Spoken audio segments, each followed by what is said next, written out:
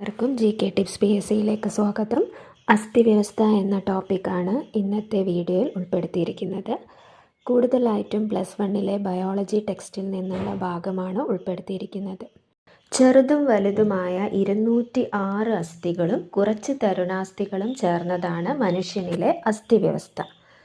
അസ്ഥികളുടെ സ്ഥാനമനുസരിച്ച് മനുഷ്യാസ്ഥികൂടത്തെ അക്ഷാസ്ഥികൂടം, അനുബന്ധാസ്ഥികൂടം എന്നിങ്ങനെ രണ്ടായി തിരിച്ചിട്ടുണ്ട്. മൊത്തം 206 അസ്ഥികളാണ് മനുഷ്യ ശരീരത്തിലുള്ളത്. മനുഷ്യാസ്ഥികൂടത്തെ സ്ഥാനമനുസരിച്ച് രണ്ടായി തിരിച്ചിട്ടുണ്ട്: അക്ഷാസ്ഥികൂടം, അനുബന്ധാസ്ഥികൂടം. അക്ഷാസ്ഥികൂടം അല്ലെങ്കിൽ ആക്സിയൽ സ്കെലിട്ടൺ 80 അസ്ഥികളാണ് അക്ഷാസ്ഥികൂടത്തിൽ ഉൾപ്പെടുന്നത്. അതിൽ വരുന്ന ഭാഗങ്ങളാണ് തലയോട്, നട്ടെല്ല്, മാറെല്ല്, വാരിയെല്ല്. ഇത്രയും ചേർന്നതാണ് അക്ഷാസ്ഥികൂടം. ടോട്ടൽ 80 അസ്ഥികൾ വരും: തലയോട്, നട്ടെല്ല്, വാരിയെല്ലുകൾ, മാറെല്ല്. ഇനി തലയോടിൽ 2 വിഭാഗം അസ്ഥികളുണ്ട്: കപാലവും മുഖാസ്ഥികളും. കപാലം എന്ന് പറയുന്നത് ക്രേനിയം, തലച്ചോറിനെ സംരക്ഷിക്കുന്ന ഭാഗം. മുഖാസ്ഥികൾ അല്ലെങ്കിൽ ഫേഷ്യൽ ബോൺസ്. അങ്ങനെ ആകെ 22 അസ്ഥികളാണ് തലയോട്ടിലുള്ളത്. തലയോട് 2 തരത്തിലുള്ള അസ്ഥികൾ ചേർന്നതാണ്: കപാലം അല്ലെങ്കിൽ ക്രേനിയം, പിന്നെ മുഖാസ്ഥികൾ. അങ്ങനെ ടോട്ടൽ 22 അസ്ഥികൾ. കപാലത്തിൽ അസ്ഥികൾ 8 എണ്ണമാണ്. അവ മസ്തിഷ്കത്തെ പൊതിയുന്ന കാഠിന്യമുള്ള സംരക്ഷണ കവചമാണ്.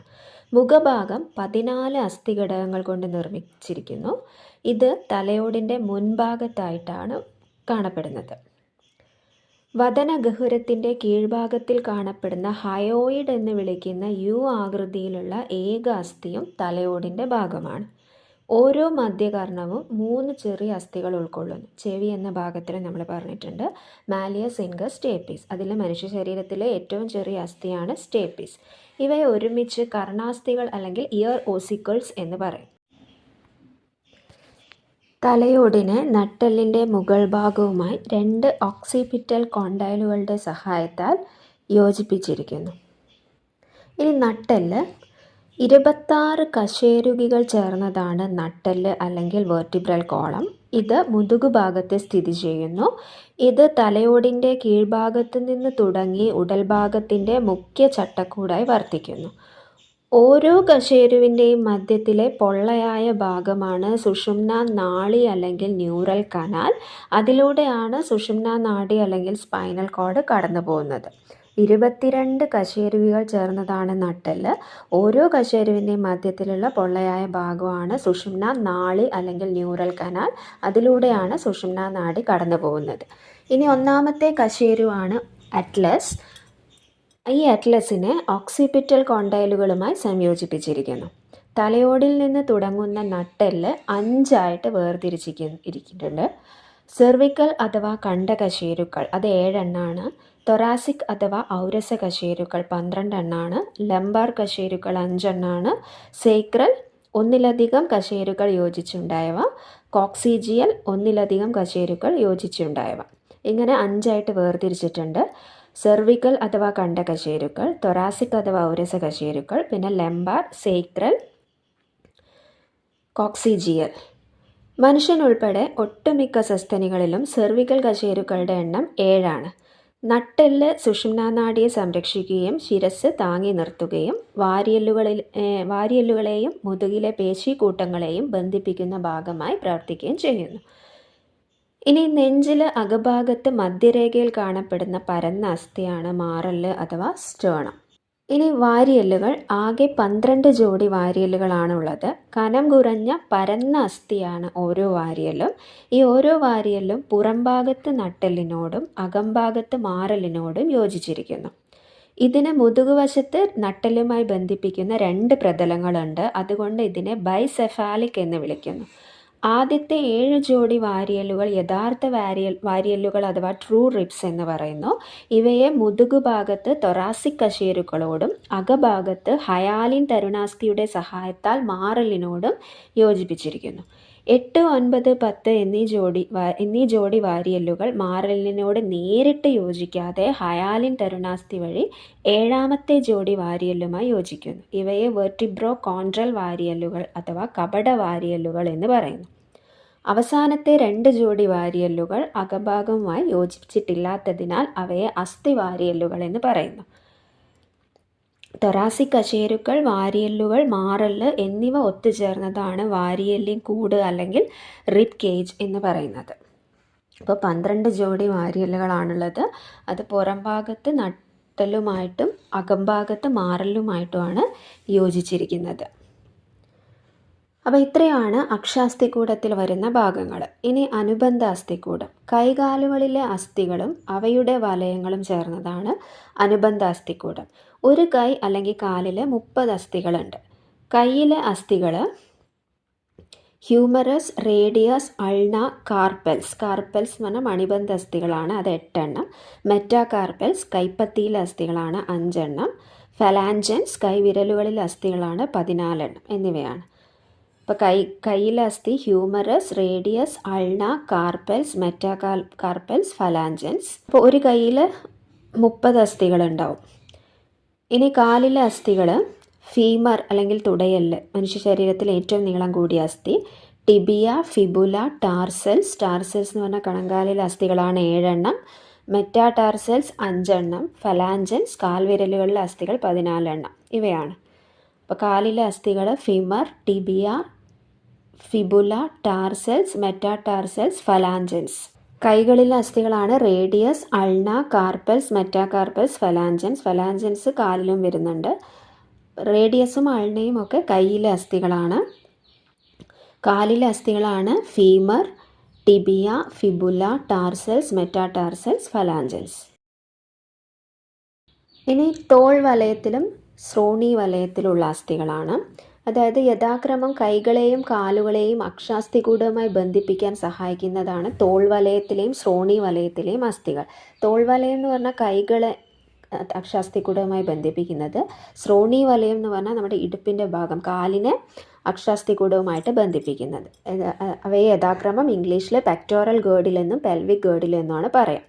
തോൾ വലയത്തിലെ ഓരോ പകുതിയിലും ക്ലാവിക്കിൾ, സ്കാപ്പുല എന്ന 2 അസ്ഥികൾ വീതമാണുള്ളത്. ത്രികോണാകൃതിയോടുകൂടി പരന്ന് വലുപ്പമേറിയ സ്കാപ്പുല ഉരസിൻ്റെ പുറംഭാഗത്ത് 2ാമത്തെയും 7ാമത്തെയും വാരിയെല്ലുകളുടെ ഇടയിലായി കാണപ്പെടുന്നു. പുറമേ അല്പം ഉയർന്ന് പരന്ന് കാണപ്പെടുന്ന സ്കാപ്പുലയുടെ ഭാഗമാണ് സ്പൈൻ. ഈ പരന്ന് വികസിച്ച സംവിധാനത്തെ അംസകൂടം അല്ലെങ്കിൽ എക്രോമിയൻ എന്ന് വിളിക്കുന്നു. ക്ലാവിക്കിൾ ഇതുമായി യോജിച്ചിരിക്കുന്നു. അംസകൂടത്തിന് താഴെയായി കാണപ്പെടുന്ന കുഴിയാണ് ഗ്ലീനോയിഡ് ഗഹ്വരം.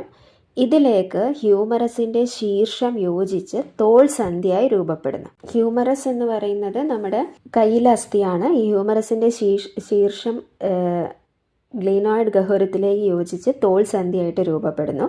2 വക്രങ്ങളുള്ള നീണ്ട കനം കുറഞ്ഞ അസ്ഥിയാണ് ഓരോ ക്ലാവിക്കിളും. ഈ അസ്ഥിയെ പൊതുവായി തോളസ്ഥി അല്ലെങ്കിൽ കോളർ ബോൺ എന്ന് വിളിക്കും.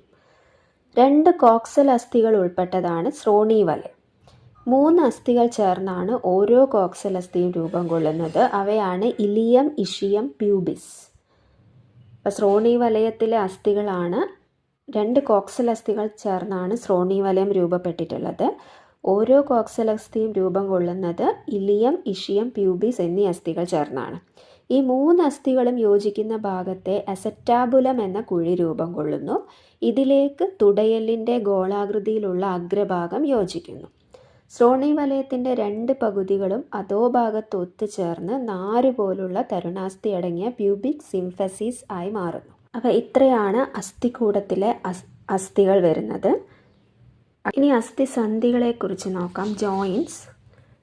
ശരീരത്തിലെ അസ്ഥിഭാഗങ്ങൾ ഉൾപ്പെടുന്ന എല്ലാത്തരം ചലനങ്ങൾക്കും സന്ധികൾ അനിവാര്യമാണ്. ജോയിൻ്റ് ഇല്ലെങ്കിൽ നമുക്ക് ചലിക്കാൻ പറ്റില്ല. ജോയിൻ്റ് ഉള്ള ഭാഗത്താണ് നമുക്ക് ചലനം സാധ്യമാകുന്നത്. സഞ്ചാര ചലനങ്ങളും ഇതിൽ ഉൾപ്പെടും. അസ്ഥികൾ പരസ്പരം ബന്ധപ്പെടുന്ന ഭാഗമോ അല്ലെങ്കിൽ അസ്ഥികളും തരുണാസ്ഥികളും തമ്മിൽ ബന്ധപ്പെടുന്ന ഭാഗമാണ് സന്ധികൾ അല്ലെങ്കിൽ ജോയിൻറ്റ്സ്. പേശികൾ ഉൽപ്പാദിപ്പിക്കപ്പെടുന്ന ബലം ഉപയോഗിച്ച് സന്ധികളിലൂടെയാണ് ചലനം സാധ്യമാകുന്നത്. അപ്പം നമുക്ക് സന്ധികളെ ഘടനയുടെ അടിസ്ഥാനത്തിൽ 3ആയി തിരിച്ചിട്ടുണ്ട്. തന്തുക്കളാൽ നിർമ്മിതമായ സന്ധി, തരുണാസ്ഥികളാൽ നിർമ്മിതമായ സന്ധി, സൈനോവിയൽ സന്ധി എന്നിവയാണ് അവ. തന്തുക്കളാൽ നിർമ്മിതമായ സന്ധി, തരുണാസ്ഥികളാൽ നിർമ്മിതമായ സന്ധി, സൈനോവിയൽ സന്ധി ഘടനയനുസരിച്ച് 3ആയി തിരിച്ചിട്ടുള്ളതാണ്. അതിൽ ആദ്യത്തേത് തന്തുക്കളാൽ നിർമ്മിതമായ സന്ധി അല്ലെങ്കിൽ ഫൈബ്രസ് ജോയിൻറ്റ്സ്. ഒരു ചലനവും സാധ്യമല്ല. ഇത്തരം സന്ധികൾ തലയോടിലെ പരന്ന അസ്ഥികളിൽ കാണപ്പെടും. ഈ അസ്ഥികളുടെ അഗ്രഭാഗങ്ങളെ ഇടം തിങ്ങിയ തന്തുക്കൾ പോലുള്ള യോജക കലകളാൽ തുന്നിച്ചേർത്താണ് കപാലം രൂപം കൊള്ളുന്നത്. അപ്പോൾ ഒരു ചലനവും സാധ്യമല്ലാത്ത സന്ധികളാണ് തന്തുക്കളാൽ നിർമ്മിതമായ സന്ധികൾ കാണപ്പെടുന്നത് കപാലത്തിലാണ്.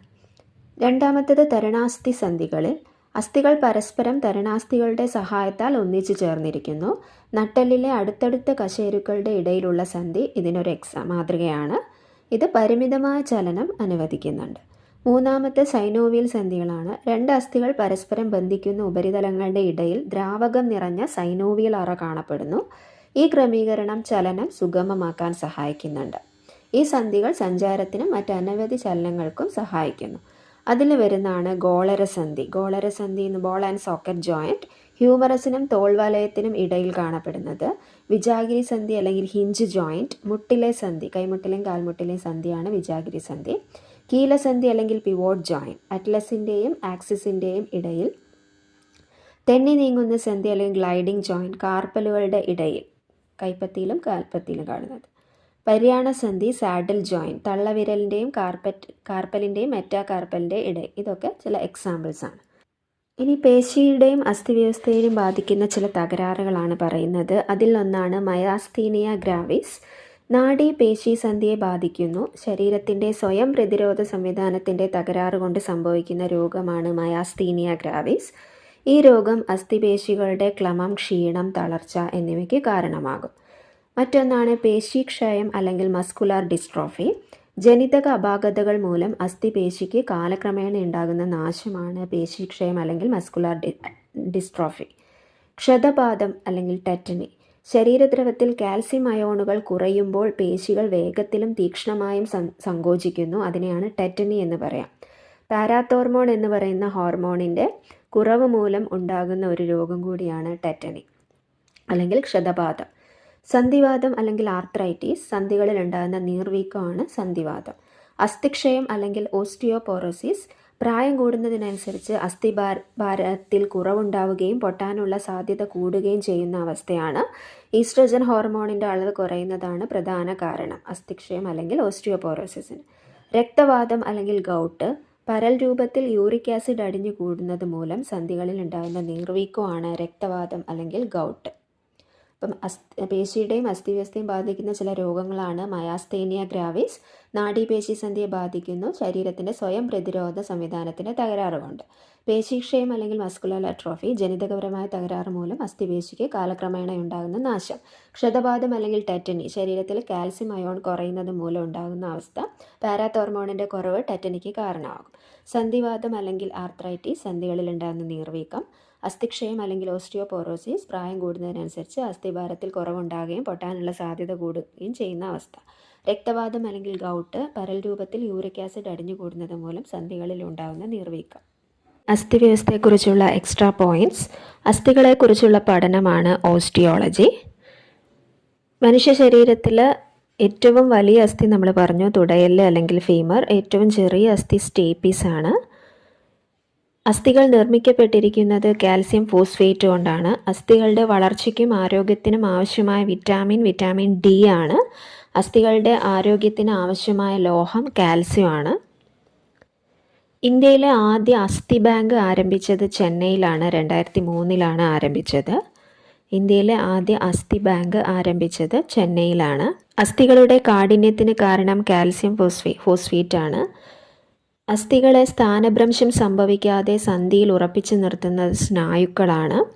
അസ്ഥികൾ തമ്മിലുള്ള ഉരസൽ കുറയ്ക്കുന്നതിന് സ്നേഹകമായി വർത്തിക്കുന്ന ദ്രവം സൈനോവിയൽ ദ്രവമാണ്. അസ്ഥിയെ പൊതിഞ്ഞ് സംരക്ഷിക്കുന്ന ആവരണം ക്യാപ്സ്യൂളാണ്. സന്ധികളിൽ ഘർഷണം കുറയ്ക്കാൻ കാണപ്പെടുന്ന അസ്ഥികളാണ് തരുണാസ്ഥി. സന്ധികളെക്കുറിച്ചുള്ള പഠനമാണ് ആർത്രോളജി.